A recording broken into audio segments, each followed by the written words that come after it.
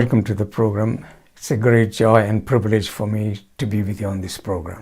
நிகழ்ச்சிக்கு உங்களை அன்போடு கூட வரவேற்கிறேன். இந்த நிகழ்ச்சியிலே உங்களோடு கூட இணைந்திருப்பதில் மிகுந்த மகிழ்ச்சி அடைகிறேன். Let's bow our heads in prayer. நாம் தலைகளை தாழ்த்தி ஜெபிப்போம். Most gracious Father, we thank you for this time as we come around your word. Speak to us through your word. நிறைந்த பிதாவே, உம்முடைய வார்த்தைக்கு நேராக கடந்து வருகிறோம். இந்த வேளையிலே உம்முடைய வார்த்தை கொண்டு எங்களோடு பேசும்படியாக ஜெபிக்கிறோம். Help us and encourage us. In Jesus' precious name. Amen. எங்களுக்கு உதவி செய்யும், எங்களை உற்சாகமூட்டும் இயேசு கிறிஸ்துவின் நாமத்தில் பிதாவே, ஆமென். We're going to look from Mark chapter 2 verses 1 to 12. Mark எழுதின சுவிசேஷத்தின் புத்தகம் 2வது அதிகாரம் 1 முதல் 12ஆம் வசனம் வரை.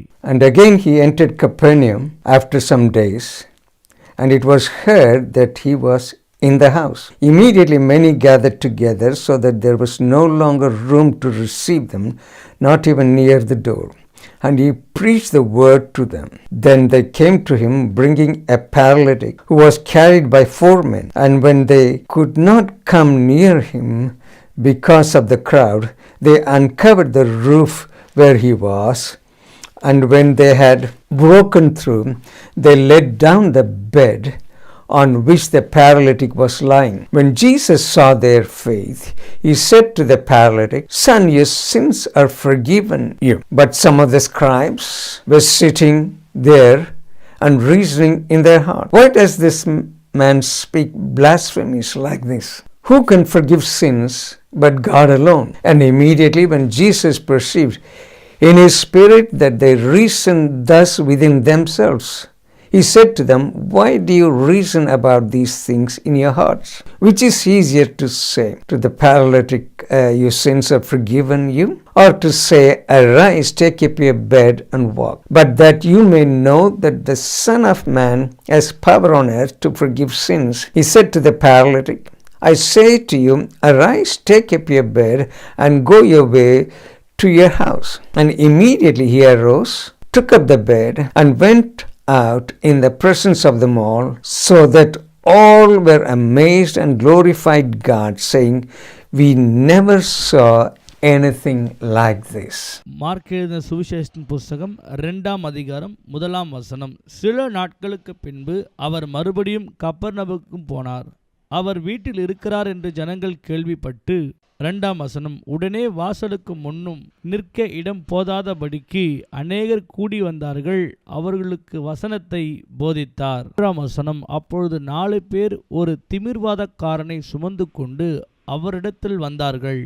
4ஆம் வசனம், ஜனக்கூட்டத்தின் நிமித்தம் அவருக்கு சமீபமாய் சேரக்கூடாமல் அவர் இருந்த வீட்டின் மேற்கூரையை பிரித்து திறப்பாக்கி திமிர்வாதக்காரன் கிடக்கிற படுக்கையை இறக்கினார்கள். 5ஆம் வசனம், இயேசு அவர்கள் விசுவாசத்தைக் கண்டு திமிர்வாதக்காரனை நோக்கி, "மகனே, உன் பாவங்கள் உனக்கு மன்னிக்கப்பட்டது" என்றார். 6ஆம் வசனம், அங்கே உட்கார்ந்திருந்த வேத பாரகரில் சிலர், வசனம், இவன் இப்படி தேவ தூஷணம் சொல்லுகிறது என்ன? தேவன் ஒருவரே அன்றி பாவங்களை மன்னிக்கத்தக்கவர் யார் என்று தங்கள் இருதயங்களில் சிந்தித்துக் கொண்டிருந்தார்கள். வசனம், அவர்கள் தங்களுக்குள்ளே இப்படி சிந்திக்கிறார்கள் என்று இயேசு உடனே தம்முடைய ஆவியில் அறிந்து அவர்களை நோக்கி, நீங்கள் உங்கள் இருதயங்களில் இப்படி சிந்திக்கிறது என்ன? வசனம், உன் பாவங்கள் உனக்கு மன்னிக்கப்பட்டதென்று சொல்வதோ, எழுந்து உன் படுக்கை எடுத்துக்கொண்டு நடவென்று சொல்வதோ எது எளிது?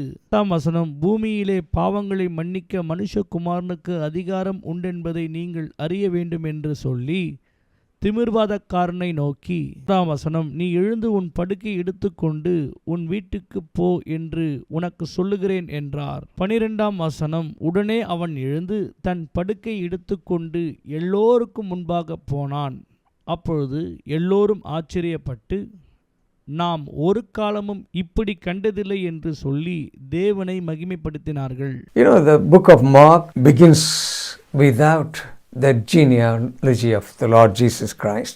சுவிசேஷத்தின் புத்தகம் ஆண்டவராக இயேசு கிறிஸ்துவின் வம்ச வரலாறு சொல்லாமல் தொடங்கப்படுகிற ஒரு புத்தகமாய் காணப்படுகிறது. It starts with John the Baptist, and we are introduced quickly to the Lord Jesus and his ministry. ஸ்தானகனை குறித்து அறிமுகப்படுத்தி அதனுடனே கூட ஆண்டவராக இயேசு கிறிஸ்துவின் ஊழியங்கள் அங்கே ஆரம்பிக்கிறதை பார்க்கிறோம். Lord Jesus announces to the people, the time is fulfilled and the kingdom of God is at hand. repent and believe in the gospel. ஆகிய இயேசு கிறிஸ்து மனம் திரும்புங்கள், தேவனுடைய ராஜ்யம் சமீபமாக இருக்கிறது என்று சொல்லி அங்கே பிரசங்கிக்கிற காரியத்தை நாம் பார்க்கிறோம். We see the Lord Jesus Christ going around the synagogues in Capernaum. கப்பர்நகூமிலே இருக்கிறதான ஜெப ஆலயங்களிலே ஆண்டவராகிய இயேசு கிறிஸ்து பிரசங்கம் பண்ணி கொண்டிருக்கிறதை நாம் பார்க்கிறோம். And preaching and teaching the word of God. வார்த்தையை குறித்து போதகம் பண்ணியும் பிரசங்கம் பண்ணி கொண்டும் ஆண்டவராகிய இயேசு வருகிறார். He cast out unclean spirit. He healed Peter's mother-in-law from fever. பிசாசுகளை துரத்துவதும் பேதுருவின் மாமியார் ஜுரத்திலே அகப்பட்டிருக்கிற அவர்களை சுகமாக்குறவராயும் கடந்து வந்து கொண்டிருக்கிறார். Then at the evening we see they brought the whole city came to the door and gathered there. And the Lord Jesus Christ healed many who were sick and cast out demons. இரவிலே பார்க்கும்போது அநேக திரளான கூட்டங்கள் அவர் தங்கியிருந்த அந்த வீட்டினுடைய வாசலிலே வந்து நிற்கிறார்கள். அனைவரையும் அவர் சுகமாக்கி கொண்டிருக்கிறார். The news spread all over the place and the people were looking for him. இயேசு கிறிஸ்து வந்திருக்கிறார் என்கின்ற செய்தி அந்த பகுதி முழுவதும் சென்றபடினாலே அங்க இருக்கிற அநேகர் ஓடி வருகிறார்கள் இயேசுவின் அண்டையில். And Jesus says to his disciples, I've come to preach also in other towns. So he went and preached in other towns. ஆண்டவராகிய இயேசு கிறிஸ்து சொல்லுகிறார், நான் இன்னும் பல இடங்களிலே போய் பிரசங்கம் பண்ண வேண்டி இருக்கிறது என்று சொல்லி. And that's where we see in verse 1 of chapter 2, we see again he entered Capernaum after some days. தான் ஆண்டவராகிய இயேசு கிறிஸ்து மீண்டுமாக இந்த பட்டணத்திற்கு வந்தபடியாலே 1ஆம் வசனத்திலே பார்க்கிறோம், அவர் மீண்டும் கப்பர்நகூமுக்கு வந்திருந்தார் சில நாளுக்கு பின்பதாக என்று எழுதப்பட்டிருக்கிறது. So Capernaum is where he lived, where his ministry was based. Many miracles happened there. கப்பர்நகூமிலே தான் ஆண்டவராகிய இயேசு கிறிஸ்து தம்முடைய ஊழியத்தை ஸ்தாபித்து அங்கே அவர் ஊழியத்தை செய்து கொண்டிருக்கிறவராய் காணப்படுகிறார். It was a fishing village. மீனவ கிராமமாய் காணப்படுகிறது. As soon as they heard that Jesus was in the house, ஆண்டவராகிய இயேசு வீட்டிலே இருக்கிறார் என்று கேள்விப்பட்ட உடனே many people, multitude gathered in that house, and we see he preached the word of God to them. திரளான ஜனக்கூட்டம் அந்த வீட்டின் அருகே வந்து நின்றார்கள். அவர்களுக்கு அவர் தம்முடைய வார்த்தைகளை பிரசங்கித்தார். There was no room, it was full. இடம் இல்லாத அளவுக்கு முழுமையும் ஜனங்கள் நிரப்பி விட்டார்கள். We see there come 4 men bringing a paralytic. 4 மனிதர்கள் ஒரு சப்பானியான மனிதனை கொண்டு வருகிறார்கள். They wanted to take the paralytic man in front of the Lord Jesus Christ, but there was no room.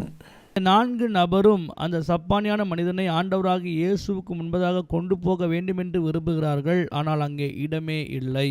So they could have decided and they could have gone back, but they were persistent. நினைத்திருந்தால் இதெல்லாம் முடியாது என்று சொல்லி திரும்ப போயிருக்கலாம். ஆனால் அவர்கள் விடாமுயற்சியாய் காரியங்களை செய்தார்கள். In this story we see few main characters. சத்தியத்திலே நாம் சில முக்கியமான குணாதிசயங்களை பார்க்க இருக்கிறோம். 4 men, 4 நபர்கள், then the paralytic man who is sick. சப்பானியானவன். We see teachers of the law.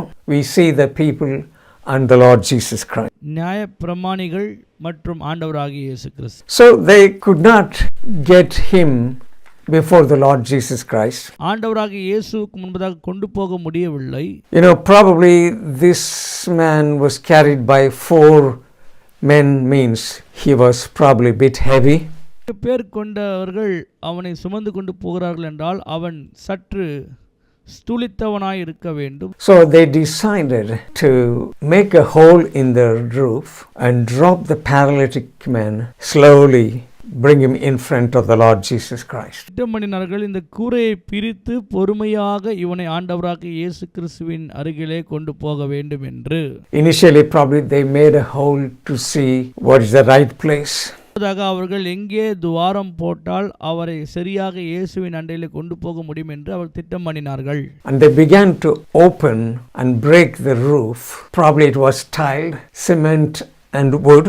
அவர்கள் இயேசு கிறிஸ்துவுக்கு அருகாமையிலே அங்க இருந்ததான அந்த கூரை பிரித்தார்கள்.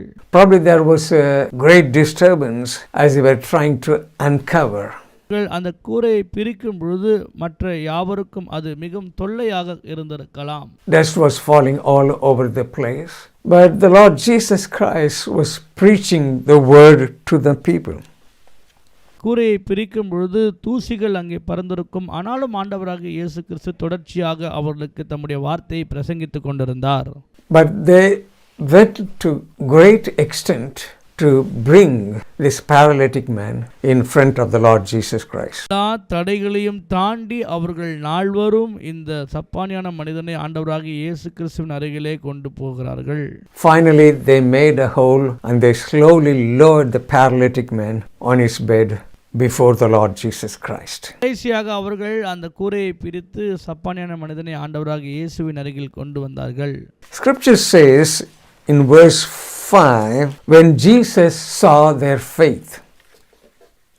வசனத்திலே நாம் பார்க்கும்போது ஆண்டவராகிய இயேசு கிறிஸ்து அவர்களுடைய விசுவாசத்தை கண்டார். It doesn't say Jesus saw the dust and the disturbance.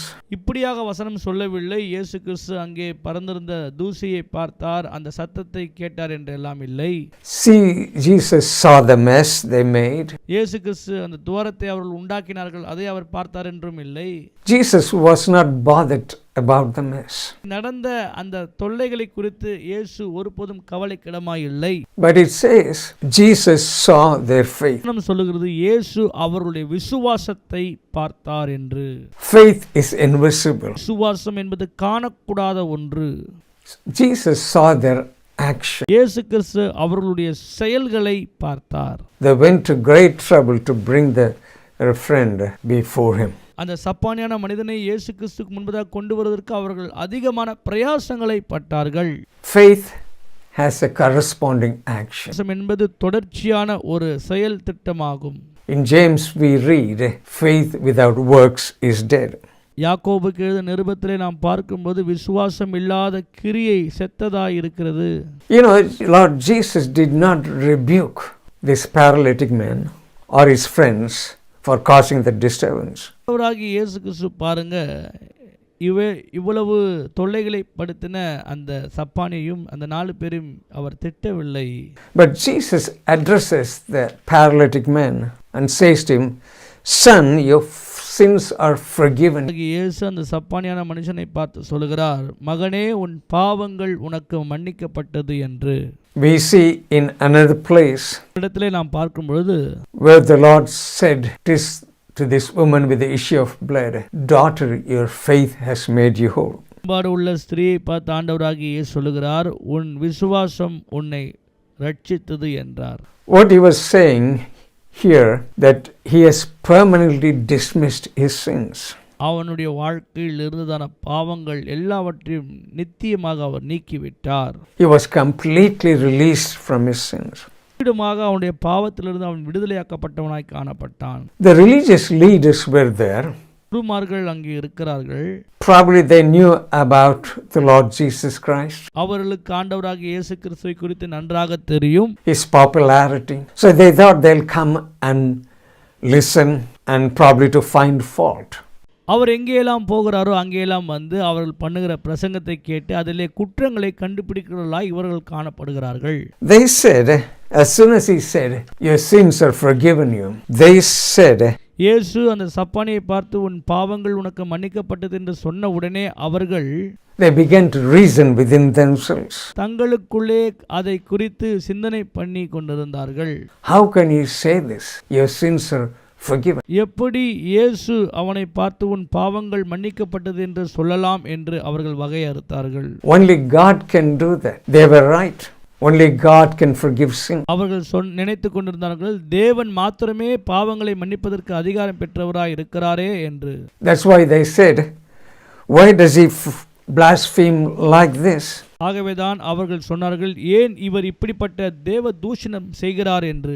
But Jesus perceived in his spirit that they were reasoning within themselves. அவர்கள் நினைக்கிற காரியத்தை ஆண்டவராகிய இயேசு தம்முடைய ஆவியிலே அறிந்து அவர்களுக்கு Jesus said to them, why do you reason about these things in your heart? உங்கள் இருதயங்களிலே இப்படிப்பட்ட காரியங்களை நீங்கள் சிந்திக்கிறது என்ன என்று ஆண்டவர் அவர்களை பார்த்து கேட்டார். He said, which is easier? Is it easier to forgive sins?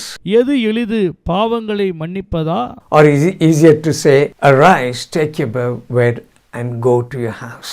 அல்லது உன் படுக்கையை எடுத்துக்கொண்டு நட என்று சொல்லுவதா? Both was easier to the Lord Jesus Christ. இரண்டுமே ஆண்டவராகிய இயேசுவுக்கு எளிதுதான். The question is, why did the Lord Jesus Christ say, your sins are forgiven? கேள்வி என்னவென்றால், ஏன் ஆண்டவராகிய இயேசு கிறிஸ்து அந்த சப்பானியை பார்த்து உன் பாவங்கள் உனக்கு மன்னிக்கப்பட்டது என்றார்? There is no mention in this story that his sickness was due to sin. இந்த அதிகாரத்திலே இவன் பாவத்து நிமித்தமாக தான் இந்த வியாதி வந்தது என்று சொல்லி அங்கே குறிப்பிடப்படவில்லை. It is wrong to equate someone's illness to their sin. பெரும்பாலும் அது தவறாய் இருக்கிறது, இந்த வியாதி இவனுக்கு பாவத்தின் நிமித்தமாக தான் வந்திருக்குது என்று சொல்வது. The reason Jesus said that is because that was his real need. இயேசு ஏன் அப்படி சொன்னார் என்றால், அதுதான் அவனுடைய முக்கிய தேவையாக காணப்பட்டது. Every human being needs their sins forgiven. ஒவ்வொரு மனிதனுடைய தேவையும் என்னவென்றால், அவர்கள் பாவங்கள் மன்னிக்கப்பட வேண்டும். This doesn't mean the Lord Jesus Christ was not interested in his physical condition. அப்படி என்றால் அவனுடைய சரீரத்தில் இருக்கிற பலவீனத்தை குறித்து ஆண்டவர் கவலையாய் இல்லை என்று அல்ல. Primary need is the forgiveness of sin. பாவங்கள் மன்னிக்கப்பட வேண்டியதுதான் முக்கிய தேவையாய் காணப்படுகிறது பிரியமானவர்களே. That's why the Lord Jesus Christ came into this world to restore our relationship with Father God. அதற்காக தான் ஆண்டவராகிய இயேசு கிறிஸ்து இந்த பூமிக்கு இறங்கி வந்தார், பிதாவோடு இருக்கிறதான ஐக்கியத்தை புதுப்பிக்கும்படியாக. Heaven is full of people who have all their sins forgiven because they believed on the Lord Jesus Christ. பரலோகத்தில் முழுவதும் பாவங்கள் மன்னிக்கப்பட்ட பரிசுத்தவான்களால் நிரப்பப்பட்டிருக்கிறது. Hell is full of people who have their sins never forgiven because they did not believe in the Lord Jesus Christ. அதே போல நரகத்திலும் யாவருடைய பாவங்களும் மன்னிக்கப்படாமல் அவர்கள் ஆண்டவராகிய இயேசுவை தங்கள் வாழ்க்கையில் விசுவாசிக்காதவர்களாய் காணப்பட்டபடினால். So the religious people is opposing the Lord Jesus Christ. ஆகவே தான் இந்த மத குருமார்கள் ஆண்டவராகிய இயேசுவுக்கு எதிர்த்து நிற்கிறார்கள். But they are right in a way. Only God can forgive sin. அவர்கள் நினைத்ததும் சரிதான், ஆண்டவர் மாத்திரமே பாவங்களை மன்னிக்க முடியும். But verse 10 we see Lord Jesus Christ saying, but that you may know that the Son of Man has power on earth to forgive. What is another word? He's saying that I am the Messiah. இன்னொரு வகையில் அவர் என்ன சொல்லுகிறார் என்றால், நானே மேசியா என்று. Here paralytic man is tense. 4 of his friends up in the roof, they are tense. பானியாய் இருக்கிற அந்த மனிதன் இருக்கிறார், அவருக்கு உதவி செய்த 4 நபர்கள் மேலே இருக்கிறார்கள். The owner of the house is tense, he's got to put right the hole. அந்த வீட்டினுடைய முதலாளி அங்கே நின்று மேலே பார்த்து கொண்டிருக்கிறார். And also these religious leaders. மத குருமார்களும் இங்கே நிற்கிறார்கள். His friends dropped him in front of the Lord Jesus Christ. அந்த 4 நபர்களும் அந்த சப்பானியான மனிதனை ஆண்டவராகிய இயேசு கிறிஸ்துவின் அருகிலே நிறுத்தினார்கள். To see a visible change in the paralytic man. அந்த சப்பானியானுடைய மனிதனுடைய வாழ்க்கையில் ஒரு மாற்றத்தை ஏற்படுத்தும்படியாக. When Jesus said your sins are forgiven, nobody could see the change. ஆண்டவராகிய இயேசு சொன்னார், உன் பாவங்கள் உனக்கு மன்னிக்கப்பட்டது என்று சொல்லும்போது எந்த ஒரு மாற்றத்தையும் அவன் வாழ்க்கையிலே பார்க்க முடியவில்லை யாராலும். Jesus went on to say, arise, take up your bed and go your way to your home. நீ எழுந்து உன் படுக்கை எடுத்துக்கொண்டு உன் வீட்டுக்கு புறப்பட்டு போ என்று இயேசு சொன்னார். Lord Jesus Christ had authority over sickness. அவனுடைய வியாதியின் மேலே அவர் ஒரு நினைவாய் இருந்தார். What happened as soon as he spoke? இயேசு கிறிஸ்து சொன்ன உடனே என்ன நடந்தது என்று பாருங்கள். And immediately he arose, took up the bed and went out in the presence of them all, so that they were all amazed and glorified God, saying, we never saw anything like this. அவன் எழுந்து தன் படுக்கையை எடுத்துக்கொண்டு எல்லாருடைய கண்களுக்கு முன்பதாக எழுந்து புறப்பட்டு போகும்போது அங்கே இருந்த எல்லோரும் அதை பார்த்து ஆச்சரியப்பட்டு எங்கள் வாழ்நாளில் ஒருபோதும் இப்பேற்பட்ட அற்புதத்தை பார்த்ததில்லை என்று சொல்லி தேவனை அங்கே மகிமைப்படுத்தினார்கள். It was an amazing, outstanding miracle. பிரமிக்கத்தக்க ஒரு அற்புதமாய் காணப்படுகிறது. And everybody glorified. அங்கிருந்து யாவரும் ஆண்டவரை மகிமைப்படுத்தினார்கள். This miracle happened because Jesus saw the faith of these 4 men. அற்புதம் நடந்ததற்கு காரணமாக இருந்தவர்கள் அந்த 4 பேருடைய விசுவாசத்தை கண்டு இயேசு அற்புதத்தை செய்தார். Can the Lord Jesus Christ see your faith? ஆண்டவராகிய இயேசு கிறிஸ்து உங்களுடைய விசுவாசத்தை பார்க்க முடியுமா? Do you want God to move in your life? உங்களுடைய வாழ்க்கையில் இப்படிப்பட்ட செய்கையை செய்ய வேண்டும் என்று விரும்புகிறீர்களா? Do you want a divine intervention in your situation? உங்களுடைய சூழ்நிலையில் இப்பேற்பட்ட தேவனுடைய தலையிட்டு நடக்க வேண்டும் என்று விரும்புகிறீர்களா? When you look at this man, இந்த நபரை நாம் பார்க்கும் பொழுது he first got his sins forgiven. முதலாவது அவனுடைய பாவங்கள் அவனுக்கு மன்னிக்கப்பட்டது. Then he got the physical healing. இரண்டாவதாக அவன் சரீரத்திலும் சுகம் கிடைத்தது. Maybe you say that you do not know the Lord Jesus Christ. You want to invite him in your life. ஒருவேளை நீங்கள் சொல்லலாம், எனக்கு ஆண்டவராகிய இயேசுவை தெரியாது, ஆனால் நீங்கள் அவரை உங்கள் வாழ்க்கையிலே வரவேற்கலாம். I want to give you an opportunity. நான் உங்களுக்கு ஒரு வாய்ப்பை கொடுக்க விரும்புகிறேன். Please repeat this prayer after me. நான் சொல்லுகிற இந்த ஜெபத்தை நீங்கள் பின்பதாக சொல்லுங்கள். Loving Heavenly Father, பரலோக பிதாவே, thank you for sending your son Jesus. குமாரனை இந்த உலகத்திற்கு அனுப்பியதற்காக உமக்கு ஸ்தோத்திரம். Lord Jesus Christ, thank you for dying for me on the cross of Calvary, and you rose again on the third. ஆண்டவராகிய இயேசுவை எனக்காக கல்வாரி சிலுவிலே மரித்ததற்காக நன்றி. 3ஆம் நாளில் எனக்காக உயிரோடு எழுந்ததற்காக உமக்கு ஸ்தோத்திரம். Lord, forgive me all my sins. Cleanse me from all unrighteousness. இயேசுவே, என்னுடைய எல்லா பாவங்களையும் எல்லா அக்கிரமங்களையும் எல்லா மீறுதலையும் எனக்கு ஒரு விசையாய் கழுவி பரிசுத்தப்படுத்தும். I receive you as Lord and Savior. Come into my life. In Jesus' name. Amen. உம்மை என்னுடைய ஆண்டவரும் இரட்சகருமாய் நான் என்னுடைய வாழ்க்கையிலே ஏற்றுக்கொள்கிறேன். இயேசுவின் நாமத்தில் பிதாவே, ஆமென். If you prayed this prayer, you have received the Lord Jesus Christ into your life. நீங்கள் இந்த ஜெபத்தை செய்தீர்கள் என்றால் நீங்கள் உங்கள் வாழ்க்கையில் ஆண்டவராகிய இயேசு கிறிஸ்துவை சொந்த இரட்சகராக ஏற்றுக்கொண்டீர்கள். But here we see this healing was in 2 portions. First, his sins were forgiven. Next, he received his healing. முதலாவது சப்பானுடைய வாழ்க்கையிலே பார்த்தோம். முதலாவது அவனுடைய பாவங்கள் மன்னிக்கப்பட்டது, பின்பதாக அவனுக்கு சுகம் உண்டானது. அப்படியாக நம்முடைய வாழ்க்கையிலும் பாவங்கள் மன்னிக்கப்பட்ட பின்பதாக நமக்கு சுகத்தை தேவன் தர விரும்புகிறார். Maybe you want divine intervention ஒருவேளை உங்களுக்கு தெய்வீக ஆண்டுடைய தொடுதல் வேண்டும் என்று நீங்கள் விரும்பலாம். in your life, உங்கள் வாழ்க்கையில், in your family. உங்களுடைய குடும்பத்தில், Maybe you need divine intervention in your marriage, உங்களுடைய திருமணத்திலே ஒரு தெய்வீக தொடுதல் வேண்டும் என்று நீங்கள் விரும்பலாம். in your finances, in your job situation, or maybe you need a physical healing. உங்களுடைய சரீரத்திலே சுகம், உங்களுடைய பொருளாதாரம், உங்களுடைய வேலையிலே தேவனுடைய இடைப்பாடு வேண்டும் என்று நீங்கள் விரும்பலாம். As we pray, I want you to reach out to the Lord Jesus Christ with faith. விசுவாசத்தோடு கூட ஆண்டவரை தொடும்படியாக நான் உங்களுக்காக ஜெபிக்க போகிறேன். I'm going to pray this prayer. இந்த ஜெபத்தை நாம் சேர்ந்து செய்வோம். Lord Jesus Christ knows your situation, whatever you're going through. ஆண்டவராகிய இயேசு கிறிஸ்துவுக்கு உங்கள் வாழ்க்கையின் சூழ்நிலை எல்லாம் நன்றாக தெரியும். Reach out to him right. அவர் அண்டையிலே இப்பொழுது சேருங்கள். Loving Heavenly Father, we thank you and we praise you. அன்பின் பிதாவே, உம்மை ஸ்தோத்திரிக்கிறோம், துதிக்கிறோம். Jesus Christ, you are the same yesterday, today and forever. இயேசுவே, நீர் நேற்றும் இன்றும் என்றும் மாறாதவராய் இருக்கிறீர். Your power is still the same to meet every need today. உம்முடைய வல்லமை இன்றைக்கும் எங்களுக்கு இருக்கிறது ஆண்டவரே, எங்களுடைய எல்லா தேவைகளையும் சந்திப்பதற்கு. You touched and completely performed a miracle in the life of this paralytic. Lord, I pray. ஆண்டவரே, நீர் அந்த சப்பானியான மனிதனை தொட்டு அற்புத விதமான சுகத்தை கொடுத்தீர். நாங்களும் அவ்விதமாய் ஜெபிக்கிறோம். That the people, when they reach out to you, whatever their situation may be, their marriage situation, their family situation, their finance situation, their job situation, maybe they have a chronic health condition. உம்மிடத்திலே இப்பொழுது செபிக்கிறதான சேருகிறதான நம்முடைய பிள்ளைகளுக்காக செபிக்கிற நம்முடைய வேலையிலே, வருமானத்திலே,